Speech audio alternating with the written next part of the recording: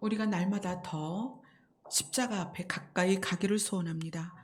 우리가 날마다 더 하나님 앞에 가까이 가기를 소원합니다. 우리의 가는 길을 하나님께서 인도하여 주시옵소서. 예수님 이름으로 기도드리옵나이다. 아멘. 오늘 본문은 다니엘서 12장입니다. 원래 어, 계획대로로는 오늘 시편으로 갔어야 되는데 갑자기 오늘 본문이 바뀌었어요. 다니엘서 12장입니다.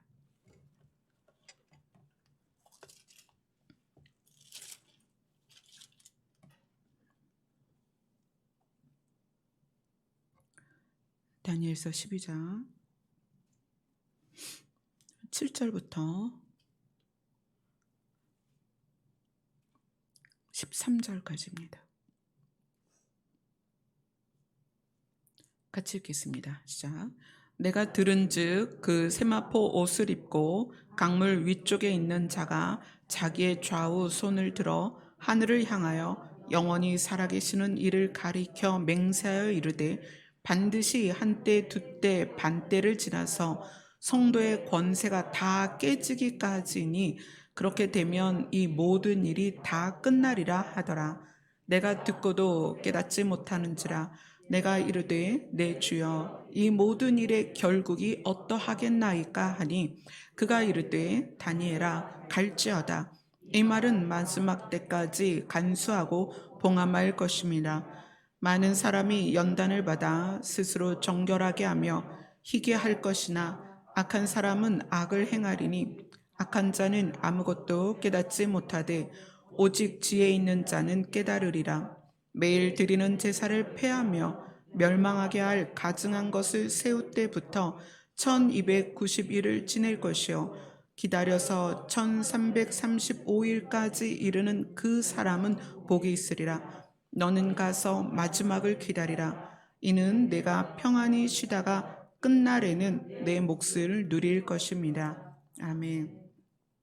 원래 예정대로는 오늘 이제 시편 우리 지난주에 봤던 시편 말씀을 이어서 시편을 봐야 돼요. 그런데 어제 이제 갑자기 어제 삼마성도에 그 세례식이 있어서 거기를 가는 길에 갑자기 말씀을 주셨어요. 너의 갈 길을 갈지어다. 근데 그 음성이 저에게 이제 온 이유가 뭐냐면 어, 우리 교회가 계획하고 있는 일들 또는 우리 교회가 가야 할 길들이 일반적인 교회랑 또 다르고 또 저의 사역도 일반적인 교회의 목회자의 사역하고는 달라요. 저는 음, 많은 곳으로 이동해서 단 한 사람을 위해서라도 옮겨 다니면서 상담을 하고 기도를 하고 위로하고 또 많은 분들과 통화를 하면서 위로하고 격려하는 그런 사역이다 보니까 사실 어쩔 때는 그게 체력적으로 힘들 때도 있고 또 음, 무게감이 왜냐하면 저와 한 번이라도 통화한 분은 다 제 가슴 속에 있습니다. 제 마음 속에 있어요. 그래서 저랑 통화를 한 번이라도 했거나 문자를 한 번이라도 했거나 사연을 한 번이라도 알게 되면 그것이 저에겐 차곡차곡 쌓여요.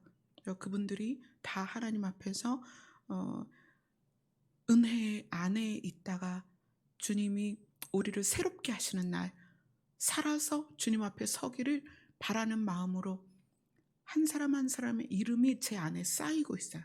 그러니까 그것이 쌓일수록 저는 거기에 대한 책임감이 있고 그것에 대한 무게감이 있어요.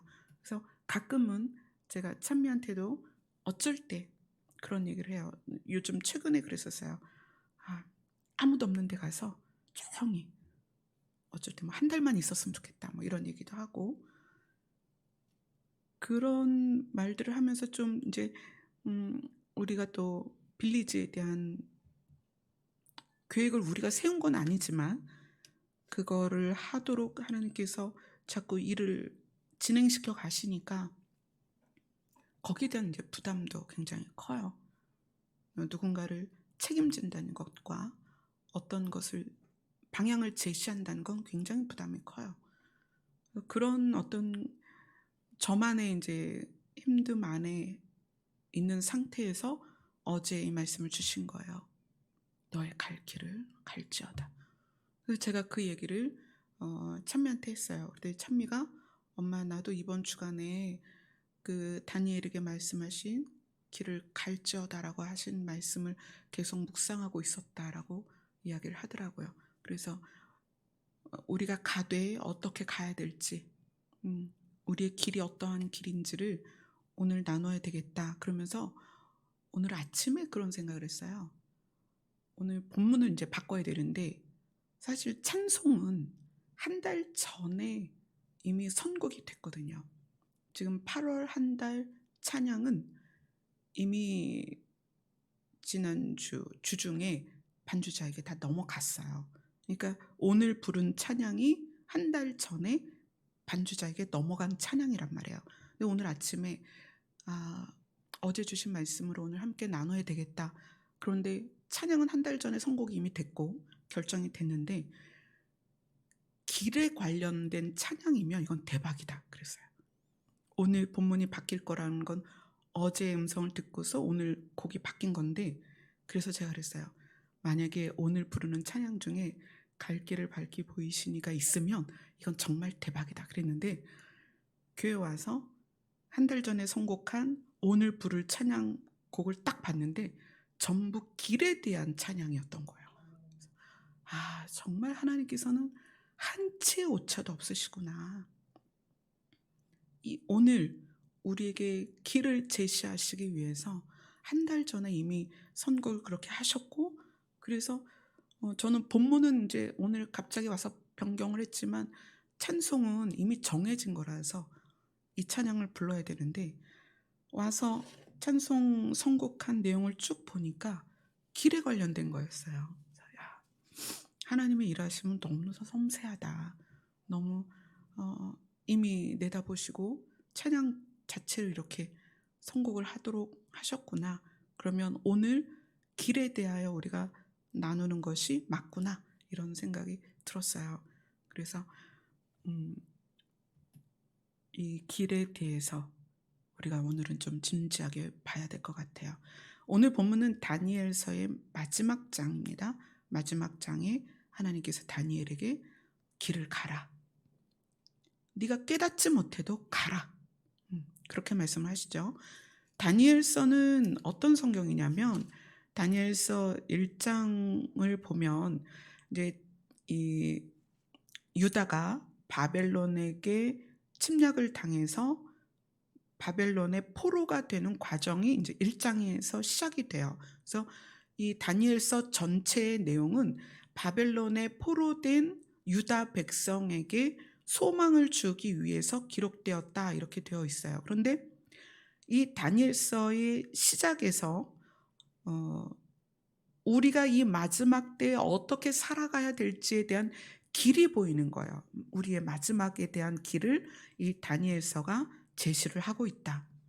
다니엘서 1장을 보면 다니엘서 1장 1절 한번 읽어봅시다. 다니엘서 1장 1절입니다. 시작.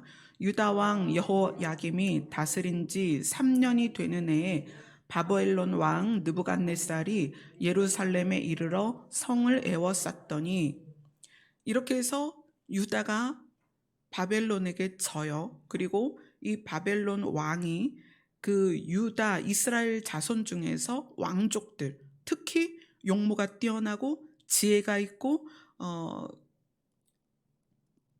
그 느부갓네살 왕궁에 데리고 가도 손색이 없는 그런 용모가 아름다운 청년들을 구분을 해서 데려갑니다. 그래서 그들을 데려가서 왕이 뭐라고 명령을 하냐면 얘네들을 3년을 가르쳐라. 내가 우리 궁전에서 얘네들을 쓸 건데 3년 동안 왕이 먹는 음식과 포도주를 먹게 해라. 이렇게 명령을 해요. 이 3년이라는 기간은 어쩌면 그들이 유대인으로서 가지고 있던 문화와 정체성을 바꿔버리는 그 기간일 수도 있어요. 왕은 또 그걸 원했고, 그래서 3년 동안 나의 음식과 나의 포도주를 그들에게 주어서 먹게 하고 가르쳐라. 갈대아 사람의 학문과 언어를 가르쳐라. 이렇게 명령을 해요. 근데 그 중에 누가 있었냐면 다니엘과 사드락과 메삭과 아벳느고라는 다니엘의 세 친구가 그때 등장을 합니다.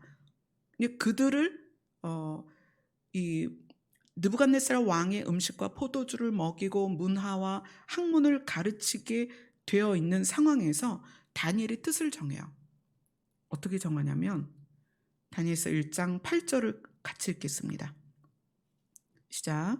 다니엘은 뜻을 정하여 왕의 음식과 그가 마시는 포도주로 자기를 더럽히지 아니하리라 하고 자기를 더럽히지 아니하도록 환관장에게 구하니, 다니엘은 자기의 정체성을 버리지 않겠다. 그리고 이 느부갓네살 왕이 먹는 음식들은 대부분 이제 그 나라의 풍습에 따라서 이방신에게 올렸던 그 제사에 올렸던 제물들이에요. 그 제물들을 왕에게 올리는 거고 왕은 그 제물들을 먹는데, 이 다니엘은 우리는 그것으로 나를 더럽히지 않을 거다. 우상에게 드려졌던 제물로 우리가 그것을 음식을 삼지 않겠다. 그리고 제안을 합니다. 나와 내 친구들은 이것을 먹지 않겠습니다. 근데 환관장이 안 된다. 너희들이 왕의 음식을 먹지 않고 너희들이 만약에 마르거나 빈약해 보이면 우리가 다 죽을 수도 있다. 그러니까 다니엘이 아니다. 한번 시험을 열흘만 해보자. 이렇게 해요. 그래서 그 열흘 동안 그 환관장이 다니엘과 사드락과 메삭과 아벳느고를 관리하도록 한 관리인에게 명령을 합니다. 얘네들에게 열흘 동안 왕의 음식을 주지 말고 채식만 먹게 해라. 이렇게 얘기를 해요. 근데 열흘이 지나고 나서 열흘 후에 보니까 다니엘서 1장 15절입니다. 1장 15절 16절 같이 읽겠습니다. 시작. 열흘 후에 그들의 얼굴이 더욱 아름답고 살이 더욱 윤택하여 왕의 음식을 먹는 다른 소년들보다 더 좋아 보인지라. 그리하여 감독하는 자가 그들에게 지정된 음식과 마실 포도주를 제하고 채식을 주니라. 채식 자체가 이 사람들을 광택이 나게 한 게 아니라 이들의 뜻을 정한 것에 하나님께서 은혜를 부으신 거예요. 그래서 정말 영양가 없는, 단백질도 없고 그런 것이 없는 채식만을 하고도 하나님은 그들에게 윤택하게 하셨다는 거예요. 은혜를 부으신 거죠. 그래서 이들은 이제 왕의 음식을 먹지 않아도 되게 됩니다. 그리고 3년이 지나서 그들이 왕 앞에 갑니다. 1장 19절 20절을 같이 읽겠습니다. 시작. 왕이 그들과 말하여 보매 무리 중에 다니엘과 하나냐와 미사엘과 아사랴와 같은 자가 없으므로 그들을 왕 앞에 서게 하고 왕이 그들에게 모든 일을 묻는 중에 그 지혜와 총명이 온 나라 박수와 술객보다 10배나 나온 줄을 아니라. 여기서 하나냐, 미사엘, 아사랴는 원래 이름이고 그 이후에는 사드락과 메삭과 아벳느고라는 이름으로 나와요. 거기서 이제 잡혀갔을 때 이름이 바뀝니다. 근데 왕이 3년 후에 그들을 다 불러서 보니까 왕 앞에 쭉 섰는데 다니엘과 세 친구가 무리 중에 가장 지혜롭고 아름다웠던 거예요. 그래서 이 느부갓네살 왕은 이 다니엘과 세 친구를 왕 앞에 서서 왕을 돕는 자로 세웠다는 거예요. 자, 이렇게 하나님의 은혜를 받고 느부갓네살의 총애를 받는 자들로 된 다니엘과 그 세 친구에게 일이 일어납니다. 다니엘은 사실 이후로 그 전에도 그랬고 왕의 꿈을 계속 해석하는 자로서 신임을 얻어요. 왕의 신임을 얻습니다. 다니엘서 2장 49절을 보겠습니다.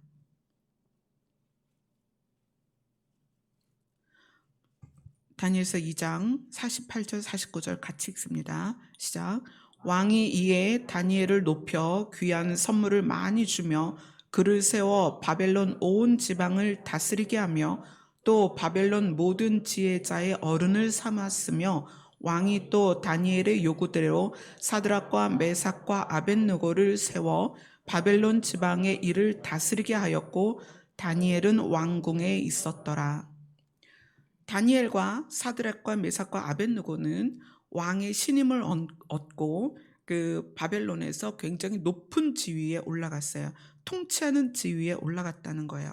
그런데 그것이 이들에게 또 다른 이제 어려움을 겪게 하는 문제가 생기는 게 뭐냐면 어, 이 다니엘과 그 세 친구는 유다 사람이고 그들이 지금 왕의 신임을 얻어 다스리고 있는 곳은 바벨론이란 말이에요. 그러니까 이 그 땅 지명이 갈대아인데 이 갈대아 사람들이 이 유다 사람이 너무 미운 거예요.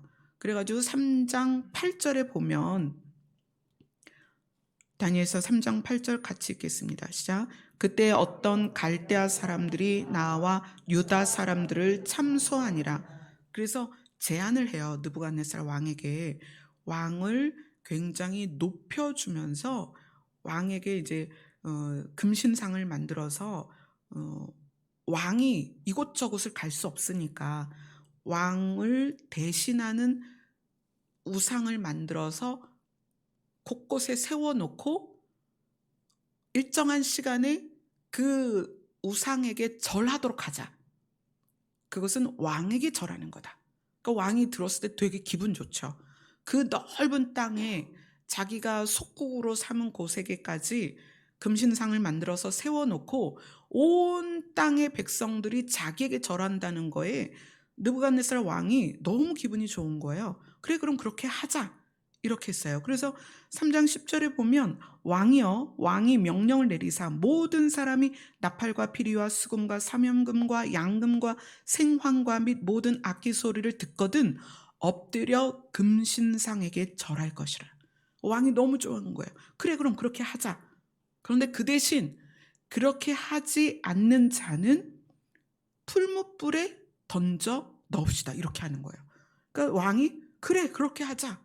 그렇게 했어요. 그런데 막상 그 법이 통과되고 나니까 무슨 일이 생겼냐면 사드락과 메삭과 아벳느고가 그럴 수 없다는 거예요.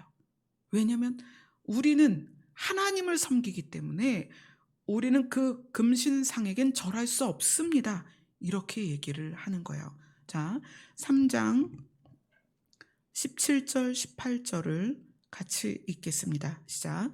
왕이여, 우리가 섬기는 하나님이 계시다면 우리를 맹렬히 타는 풀무불 가운데서 능히 건져내시겠고 왕의 손에서도 건져내시리이다.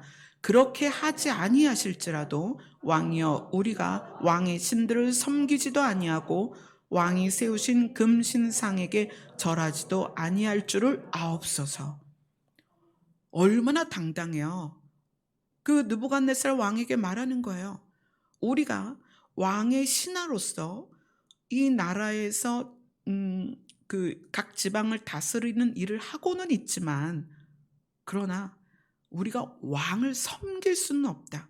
이 섬김이 어떤 그러니까 신하가 주군을 섬기는 그게 아니라 여기서는 신으로서 섬기는 거예요.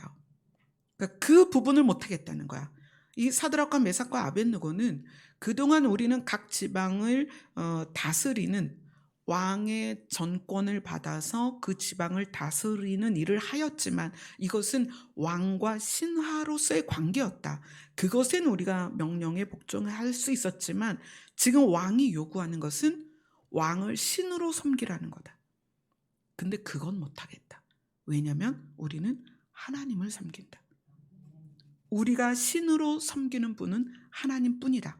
그래서 하나님이 우리를 지키실 거고 건져내실 것이지만 만약에 그렇게 하지 않고 우리가 풀무불에 타 죽어도 타 죽는다 해도 우리는 다른 신을 섬길 수 없다. 이렇게 당당하게 말을 하는 거예요. 그래서 느부갓네살 왕이 화가 났습니다. 19절에 보면 분이 가득하여 이렇게 얘기해요. 가득하게 하여 풀무불을 평소보다 7배나 뜨겁게 해라. 19절에 그렇게 나와요. 왕이 너무 화가 난 거예요.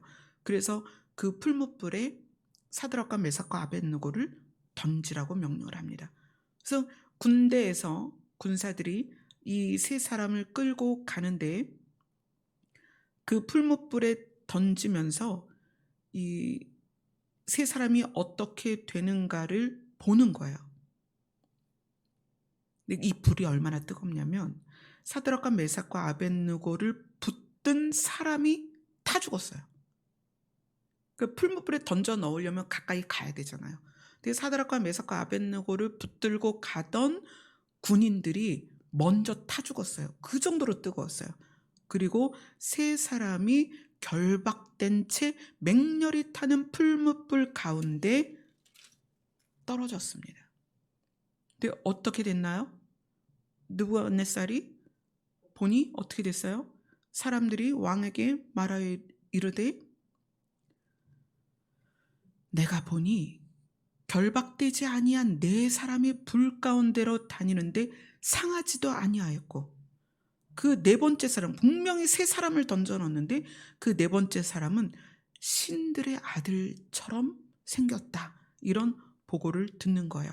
그리고 느부갓네살이 그 맹렬히 타는 풀무불 입구에 가까이 가서 불러 이르되 26절, 3장 26절을 같이 읽겠습니다. 시작.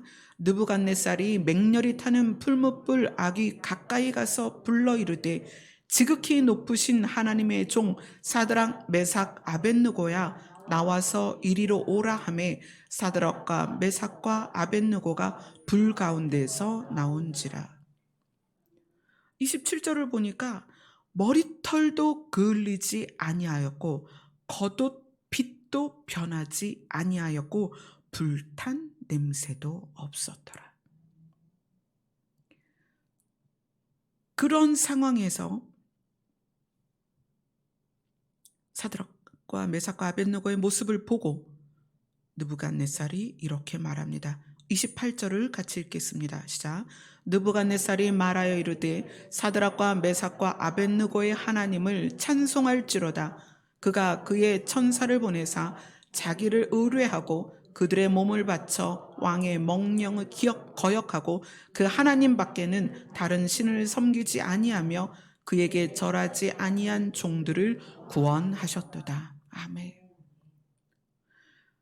이 다니엘의 세 친구 사드락과 메삭과 아벳느고에게는 놀라운 일이 있는 거예요. 그래서 이 왕은 그 후로 그들에 대하여 얼마나 존중했을까요? 그들 자체가 두려운 게 아니라 그들을 지키시는 하나님이 두려운 거죠. 자, 그러한 일이 있으면서 다니엘은 그 이후로도 계속 느부갓네살 왕의 꿈들을 해석해주고 그 나라를 어떻게 이어가야 할지를 계속 가르쳐 줍니다. 그래서 이 느부갓네살이 하나님을 어떻게 찬양하냐면 다니엘 4장 37절을 읽겠습니다.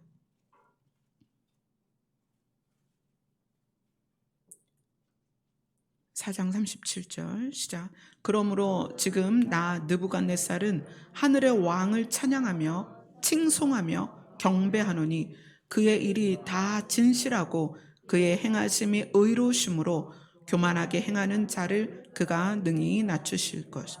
아멘. 사드락과 메삭과 아벳느고의 여호와를 향한 믿음이 왕을 변화시켜서 그 이방 왕이 하나님을 섬기지 않았던 느부갓네살이라는 왕이 하늘의 왕 하나님을 찬양하며 칭송하며 경배하게 되었다는 거예요. 자, 그리고 나서 이제 어디로 가냐면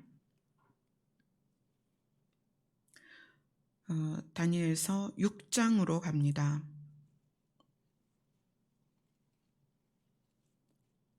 자, 이때는 다리오가 나라를 통치하는 때였어요. 자, 6장 1절, 2절을 읽겠습니다. 시작. 다리오가 자기의 뜻대로 고관 120명을 세워 전국을 통치하게 하고 또 그들 위에 총리 셋을 두었으니 다니엘이 그 중에 하나라.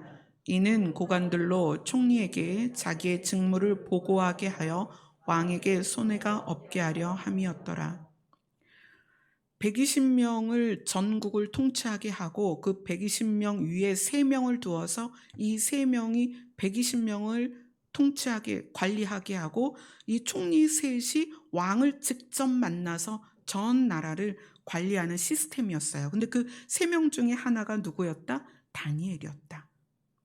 그런데 다니엘의 그 일을 함으로 해서 거기에 있었던 이방인들이 다니엘에 대한 시기심이 있었어요. 자, 어떻게 하면 유다 사람 저 다니엘을 없이 할까? 어떻게 하면 저를 죽일까? 그런 마음으로 시기심을 가진 상태에서 또 계획을 합니다. 어떻게 계획을 하냐면 6장 7절을 읽겠습니다. 자, 나라의 모든 총리와 지사와 총독과 법관과 관원이 의논하고 왕에게 한 법률을 세우며 한 금령을 정하실 것을 구하나이다. 왕이여, 이것은 곧 이제부터 30일 동안에 누구든지 왕 외에 어떤 신에게나 사람에게 무엇을 구하면 사자굴에 던져 넣기로 한 것이니이다. 다니엘을 어떻게든 죽여야 되겠는데 그 죽일 만한 근거가 너무 없는 거예요. 자, 어떻게 하면 다니엘을 걸고 넘어가서 다니엘을 없애버릴까? 그러다가 다니엘이 늘 하나님께 기도하는 것을 봅니다. 그래서 그것을 걸고 넘어가서 지금부터 30일 동안 왕 외에 어떤 신이나 어떤 사람에게 무엇을 구하면, 즉 기도를 하면 사자굴에 던져 넣는 법을 세웁시다. 이렇게 하니까 왕 입장에서 너무 좋은 거예요. 그래, 30일 동안 내가 모두의 통치자라는 걸 보여줘야 되겠다. 그런 마음에서 거기에 도장을 찍습니다. 그래서 8절에 보면 왕의 도장을 찍어, 이렇게 규례를 정했다라고 결정을 내립니다. 그런데 다니엘이 그 조서에 왕이 도장을 찍은 것을 알고도 자기 집에 돌아가서 예전처럼 기도를 합니다. 자, 다니엘서 6장 10절입니다. 자, 다니엘이 이 조서에 왕의 도장이 찍힌 것을 알고도 자기 집에 돌아가서는 윗방에 올라가 예루살렘으로 향한 창문을 열고 전에 하던 대로 하루 3번씩 무릎을 꿇고 기도하며 그의 하나님께 감사하였더라. 자, 이것을 보고 이제 다른 신하들이 신이 난 거예요. 자, 드디어 다니엘을 죽일 수 있는 기회가 왔다. 그를 고발할 건수가 생겼다. 그리고 왕에게 고하는 것입니다. 왕이 그 규례 금령에 도장을 찍어서 이것을 이 땅에게 선포를 했는데 다니엘이 자기의 신에게 지금 하루에 3번씩 절을 하고 있습니다. 기도를 하고 있습니다. 그러니까 왕의 명령대로 그를 사자굴에 넣어야 합니다. 이렇게 조서를 올립니다. 그러니까 왕이, 사실 이때 왕 입장에서는 다니엘을 굉장히 신임을 해요. 왜냐하면 느부갓네살 왕 때부터 해서 다니엘은 정말 모두가 알 수 없었던 꿈을 해석하고 그 꿈대로 모든 일이 이루어졌고 그것을 왕들이 알았기 때문에 다니엘을 너무 좋아하고 존경했단 말이에요. 근데 자기가 세운 법에 의해서 다니엘이 죽게 된 거예요. 그러니까 다니엘이 너무 마음에 근심이 됩니다. 그래서 왕이 너무 마음이 근심이 돼요. 그래서 왕이 다니엘에게 이렇게 얘기를 합니다. 사실 왕 자체는 다니엘을 죽이고 싶지가 않았거든요. 그래서 16절 같이 읽겠습니다. 6장 16절 시작. 이에 왕이 명령하매 다니엘을 끌어다가 사자굴에 던져 넣는지라. 왕이 다니엘에게 이르되 내가 항상 섬기는 너의 하나님이 너를 구원하시니라 하니라. 다니엘을 사자굴에 넣고 그 다음에 돌을 굴려서 사자굴을 막아요. 이제 사자도 나올 수 없고 다니엘도 나올 수 없는 상황에서 또 다니엘을 죽이기 위해서 아마 그 사자들을 얼마나 굶겼겠어요. 여러 마리 사자들을 굶겨서 다니엘이 떨어지면 바로 잡아먹도록 그렇게 해놨을 거예요. 자, 왕이 이렇게 표현이 돼 있어요. 밤이 새도록 금식하고 오락가락하면서 그 오락을 그치고 잠자리를 마다하고 얼마나 근심을 했는지 밤새 근심을 했다는 거예요. 그리고 새벽에 급히 사자굴로 가서, 이건 이제 왕이 다니엘을 향한 마음이 어떠했는지를 아는 거죠. 급히 사자굴에 가서 슬피 소리질러 부릅니다. 다니엘에게 묻되. 자, 6장 20절을 같이 읽겠습니다. 시작. 다니엘이 든 굴에 가까이 이르러서 슬피 소리질러 다니엘에게 묻되, 살아계시는 하나님의 종 다니엘아, 내가 항상 섬기는 내 하나님이 사자들에게서 능히 너를 구원하셨느냐 하니라. 구원하셨느냐? 너 살아있으면 대답 좀 해봐라. 새벽이 되자마자 이렇게 소리를 지르는 거예요. 사자굴 앞에 가서. 왕의 마음은 하나님이 다니엘을 살려주시기를 구하는 거였죠. 그리고 다니엘아, 살아있다면 목소리를 좀 내봐라. 그랬더니 다니엘이 왕에게 이르되, 왕이여, 원하건대 왕은 만순무강 하옵소서. 그리고 22절 이렇게 대답합니다. 시작. 나의 하나님이 이미 그의 천사를 보내어 사자들의 입을 봉하셨으므로 사자들이 나를 상해하지 못하였사오니, 이는 나의 무죄함이 그 앞에 명백함이오며, 또 왕이여, 나는 왕에게도 해를 끼치지 아니하였나이다 하니라. 그래서 왕은 너무 기뻐서 다니엘을 굴에서 올리고, 그리고 그 다니엘이 무사한 것을 보고, 그리고 왕이 다니엘을 참소했던 다른 사람들을 잡아서 사자굴에 던져 넣습니다. 그래서 그들이 사자굴의 바닥에 떨어지기도 전에 사자들이 그들을 움켜서 뼈까지 부서뜨렸더라. 이렇게 나와요. 자, 그래서 다리오 왕이 뭐라고 얘기를 했을까요? 자, 27절 같이 읽겠습니다. 시작. 그는 구원도 하시며 건져내기도 하시며 하늘에서든지 땅에서든지 이적과 기사를 행하시는 이로써 다니엘을 구원하여 사자의 입에서 벗어나게 하셨음이라 하였더라. 왕이 고백을 하고, 그래서 이 왕이 자기의 시대에 다니엘이 계속 총리로서 일할 수 있도록 함께 정치를 해 나갑니다. 그리고 나서 이제 다니엘의 마지막 장이 오늘 우리의 본문인데, 이 다니엘서에서는 사드락과 메삭과 아벳느고와 다니엘의 경험, 풀무불과 사자굴의 경험을 보여주면서 다니엘에게 무엇에 대하여 알려주냐면 세상 끝날에 대해서 이야기를 해줘요. 환상을 통해서, 꿈을 통해서 마지막 때에 있을 일에 대해서 다니엘에게 가르칩니다. 그래서 계시록을 풀기 위해서는 다니엘서가 연결이 돼야 되고 다니엘서가 해석이 돼야 돼요. 그래야 마지막 때에 대해서 알 수가 있습니다. 근데 이제 다니엘 입장에서 그 시대에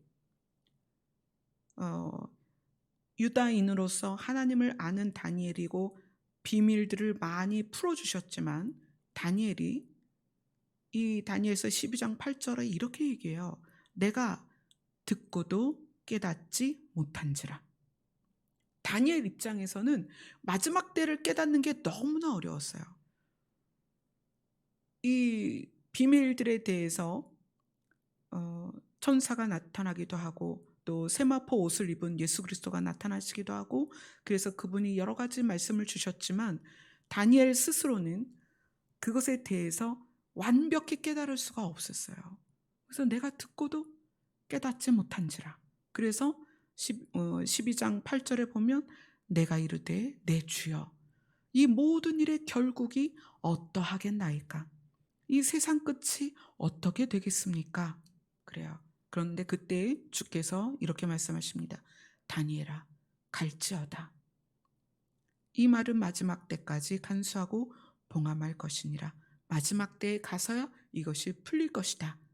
네가 듣고 깨닫지 못할지라도 너의 길을 가라.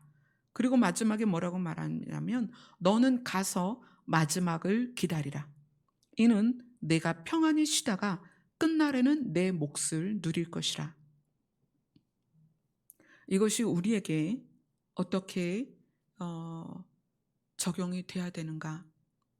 우리는 사실 수많은 정보를 통해서 계시록이 풀어진 어떤 내용들대로, 또 다니엘서가 풀어진 내용들대로, 이사야서가 풀어진 내용들대로 각각 이해를 하고 있습니다. 마지막 때에 대해서 이해를 하고 있어요. 그러나 이해한 내용들이 조금씩 달라요. 어떤 부분을 어떻게 이해하는지 내용은 굉장히 다릅니다. 누구도 마지막 때에 대하여 하나님께서 우리에게 주신 이 성경들을 완벽하게 이해할 수는 없어요. 그렇죠. 저도, 여러분들도, 또 지금 예배를 드리고 있는 삼바 성도님들도, 또 지금 각 강단에서 말씀을 전하시는 분들도, 선지자라고 불리던 목회자라고 불리던 모든 분들이 이해하고 있는 이해의 내용은 각각 다 달라요. 그래서 이것이 맞다, 이것이 틀리다 할 수가 없는 게, 우리는 그 기간을 지나지 않았기 때문에, 지나지 않은 선에서 깨닫고 해석한 것이 무엇이 정확한지는 아무도 몰라요. 전부 부분적으로 알고 부분적으로 깨닫고 있다는 거예요. 그럼 그러한 상황에서 우리는 어떻게 해야 되느냐? 하나님이 다니엘에게 말씀하신 것이 너의 길을 가라는 거예요. 너의 길을 가라. 그리고 너는 가서 마지막을 기다려라. 우리는 지금 각자가 해석하고 있는 마지막 때에 대한 것이 다 조금씩 다르고, 어떤 부분은 아주 상이하게 다룰 수 있어요. 그러나 우리는 그것에 의하여 가는 게 아닙니다. 우리는 어떻게 가느냐? 예수 그리스도라는 길을 가는 거예요. 아멘. 예수님께서 자기 자신을 소개할 때 내가 곧 길이다. 그렇기 때문에 어제도 저에게 감동을 주신 너의 갈 길을 가라. 다양한 방법이 있지만 그 방법이 중요한 것이 아니고, 우리는 우리의 갈 길을 가야 하는데, 그 갈 길이 무엇이다? 예수 그리스도다. 예수 그리스도가 우리에게 제시한 그 길을 가면 우리는 그 길 끝에 마지막을 만나게 될 것이고, 우리는 그 길 끝에 우리의 몫을 누리게 될 것입니다. 우리가 받을 몫은 무엇이다? 영생이다. 우리가 받을 몫은 산자들의 땅이다. 우리가 받을 몫은 완전한 쉼이다. 아멘. 그것에 대한 여러분이 믿음이 확고해졌으면 좋겠어요. 자, 우리가 지금 아무리 마지막 때에 깨닫고 있고 주의 오심을 기다리고 있고 열심히 신앙생활을 해도 우리에게는 수많은 일들이 있습니다. 사드락과 메삭과 아벳느고와 다니엘이 아무리 충신이었지만 간계를 꾸미는 자들에게 풀무불에 던져지기도 하고 사자굴에 던져지기도 해요. 우리는 앞으로 마지막에 가서 우리의 몫을 받는 그 순간까지 우리는 수없이 그런 일을 반복하게 될 것입니다. 사단의 참소에 의해서 우리는 억울한 일을 당할 수도 있고, 힘든 일을 겪을 수도 있고, 또 덫에 걸릴 수도 있어요. 그러나 그때마다 우리가 무엇을 기억해야 되냐면, 어떤 상황이 와도, 정말 마음이 상하고 슬프고 좌절되는 상황이 와도 우리는 우리의 갈 길을 가야 합니다. 아멘. 여러분, 그런 일을 만날 때, 사드락과 메삭과 아벳느고 같은 일을 만났을 때, 다니엘과 같은 일을 만났을 때, 그 일이 엄청 큰 상처가 될 수도 있어요. 그럼 그 상처 가운데 하나님, 저에게 왜 이런 일이 있는 거예요? 그렇게 하는 것이 아니라 우리는 그 자리에서 또다시 가는 거예요. 우리의 갈 길을 가는 거예요. 늪에 빠질 수도 있고, 덫에 걸릴 수도 있고, 그물에 걸릴 수도 있습니다. 우리가 상처를 받을 수도 있고, 어떤 재물에 손해를 당할 수도 있고, 누명을 쓸 수도 있고, 오해를 받을 수도 있어요. 내가 만든 일이 아님에도 불구하고, 또 내가 잘못한 게 아님에도 불구하고 우리는 그런 일이 나에게 있을 수도 있고 내가 그걸 본무로 해서 심령이 상할 수도 있다는 거예요. 그러나 그럼에도 불구하고 하나님이 다니엘에게 말씀하신 것처럼 우리는 우리의 갈 길을 가야 된다. 아멘. 욥기서를 한번 보겠습니다. 욥기서 구약성경 784페이지입니다. 욥기서 23장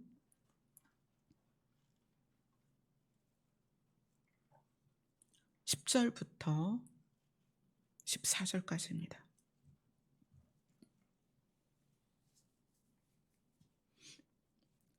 (23장) 10절부터 14절까지입니다.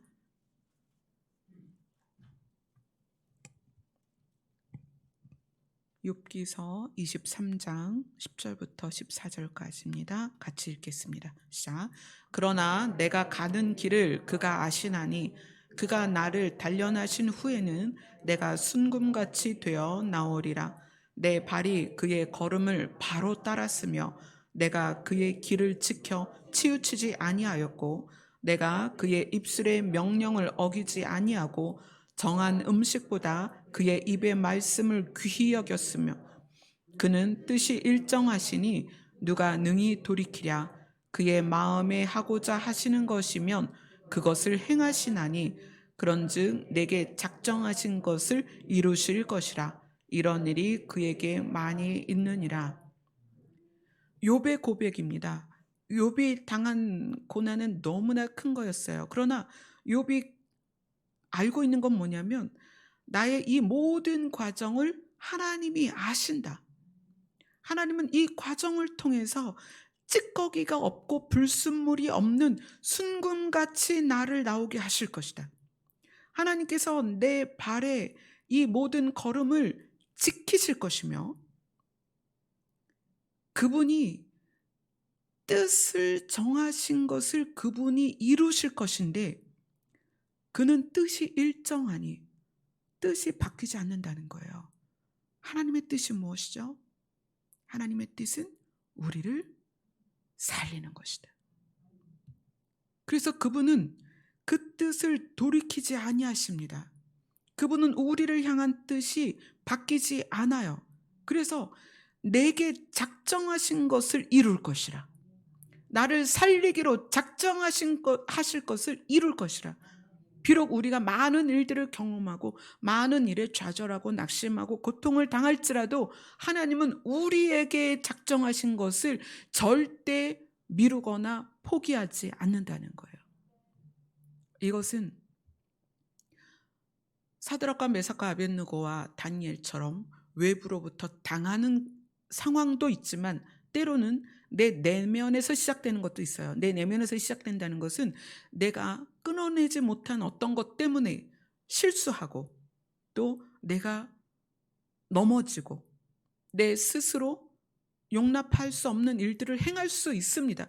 그러면서 그러할 때 우리 스스로 그런 생각을 하죠. 이런 내가 하나님 앞에 갈 수 있을까? 이런 내가 구원받을 수 있을까? 이런 내가 하나님의 사랑 안에서 여전히 하나님의 은혜를 받을 수 있을까? 그런 좌절이 온다는 거예요. 그러나 하나님께서는 우리에게 정하신 뜻을 바꾸지 아니하십니다. 우리가 그런 상황에서도 어떻게? 주님 앞으로 가면 아멘. 나의 갈 길을 멈추지 않고 뒤로 물러나지 않고 머뭇거리지 않고 내가 어떤 상황에 있든지 내가 어떤 죄 가운데 다시 돌아갔을지라도 주님 앞에 다시 가면 하나님께서는 나의 길을 인도하사 하나님이 정하신 뜻을 이루신다는 거예요. 근데 어떤 경우에 하나님의 뜻이 안 이루어지느냐? 상처를 통해서 내가 뒤로 물러나고 하나님 앞에 나가지 않을 때 또는 나의 잘못 때문에 내가 그것에 의해서 좌절돼서 하나님 앞에 나아가지 않으면 그 길을 가지 않으면 그 길 끝에 도달할 수 없다는 거예요. 아멘. 우리에게 어떤 상황이 오든 그것이 외부로부터 나에게 공격이 오고 외부로부터 나에게 상처가 와서 좌절이 되든, 아니면 내 내면에서부터 일어나지 말아야 할 것들이 일어나서 내 심령이 곤고해지든, 또는 그런 상황에 있어서 너무나 실망이 되고 낙심되는 상황이 오든 간에 우리는 어떻게 해야 된다? 우리의 길을 가야 된다는 거예요. 그 길이 누구예요? 예수 그리스도예요. 그분 앞에 가면 우리의 길을, 우리가 가야 할 길을 아시는 그분이 우리의 길을 인도하신다는 거예요. 아멘. 앞으로 정말 더 많은 일들이 사회에 있을 거예요. 낙심되는 일들도 있을 것이고, 우리가 분노하게 되는 일들도 있을 것이고, 우리가 처참하게 부서지는 일들도 있을 거예요. 그러나 우리의 갈 길을 멈추지 않는다. 근데 우리의 갈 길이 어떻게 가는 거다? 예수님이 우리에게 주신 두 가지 계명대로 가는 거예요. 하나는 하나님을 사랑하는 것이고, 하나는 우리가 만나는 이웃들을 사랑하는 거예요. 사람에 대한 나의 태도를 바꾸지 않는 거예요. 사람에 대하여 우리는 여전히 부드러운 마음과 예수님의 마음으로 대하는 거예요. 그것이 어려울 수 있습니다. 우리가 경험한 일들이 그것을 어렵게 할 수 있어요. 그러나 우리의 길을 가야 합니다. 이제 와서 우리가 멈출 수가 없어요. 이제 와서 우리가 뒤로 물러날 수는 없다는 거예요. 우리가 이 자리까지 오기가 얼마나 힘들었냐고요. 이제 와서 어떻게 우리가 뒷걸음질 치겠어요? 우리가 이제 와서 어떻게 머뭇거릴 수 있겠어요? 외부로부터 오는 공격이든 내 안에서부터 일어나는 죄악이든, 여러분, 이러한 일들은 우리가 사는 동안에 계속 반복되는 거예요. 이러한 일들 가운데서 우리는 결심을 해야 되는 거예요. 우리의 걸음을 멈추지 말자. 주께로 가는 그 걸음을 멈추지 말자. 머뭇거리지도 좌절하지도 뒤로 물러나지도 말자. 그러면 그 일을 누가 이루신다? 하나님이 이루신다. 결국 그 길 끝에서 우리가 받을 우리의 몫을 하나님이 주실 것이다. 아멘. 오늘의 말씀이 여러분이 그 길의 끝에 도달할 때까지 여러분에게 계속 기억되었으면 좋겠어요. 그래서 어떤 상황에서든 뒤로 물러나거나 또 머뭇거리지 말고 주님 앞에 가면 우리의 길을 주님께서 인도해 주실 것입니다. 우리의 길의 목적지는 하나님의 나라입니다. 아멘. 아멘. 우리 찬송가 524장 찬양하겠습니다.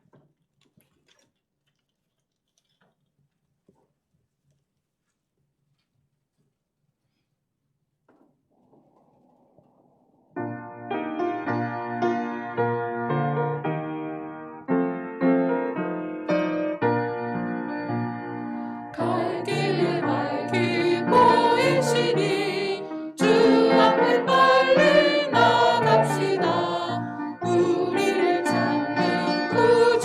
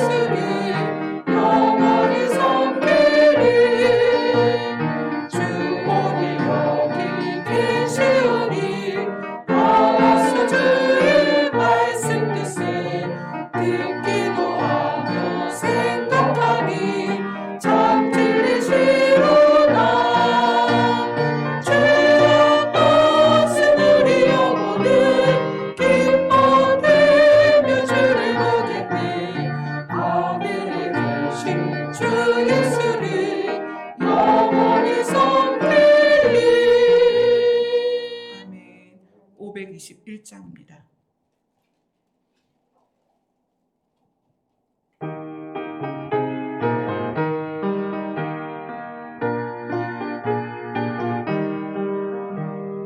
구원으로 인도하는 그 문은 참 좁으며 생명으로 인도하는 그 길은 참 험하니 우리 몸에 지워 있는 그 더러운 죄짐을 하나없이 벗어놓고 힘써서 들어갑시다.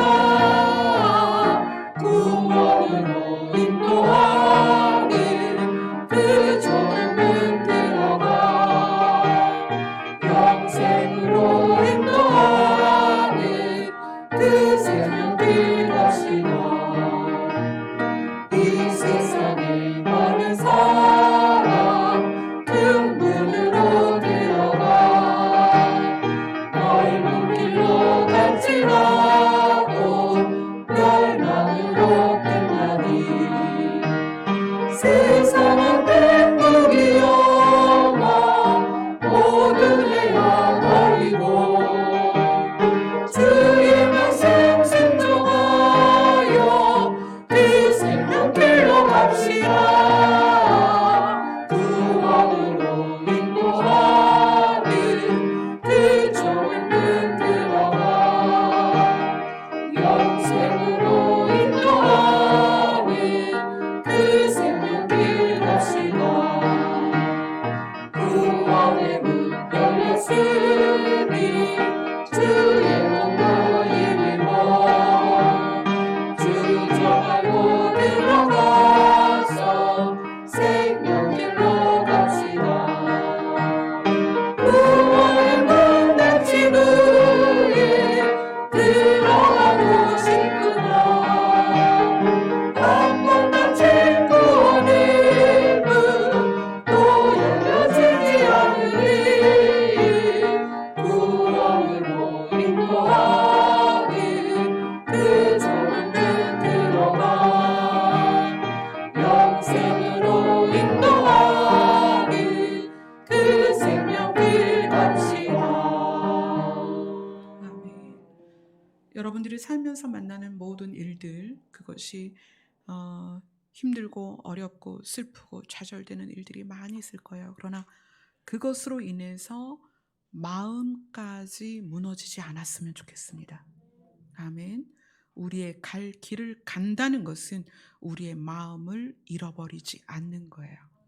우리의 갈 길을 간다는 것은 우리의 마음에 계신 예수 그리스도와 함께 간다는 거예요. 경험되어진 일에서 여러분들이 마음까지 잃어버리지 않고 우리가 마음을 지키고 주님께로 가는 그 길을, 그 걸음을 멈추지 않기를 소원합니다. 아멘. 우리 다 같이 기도하겠습니다.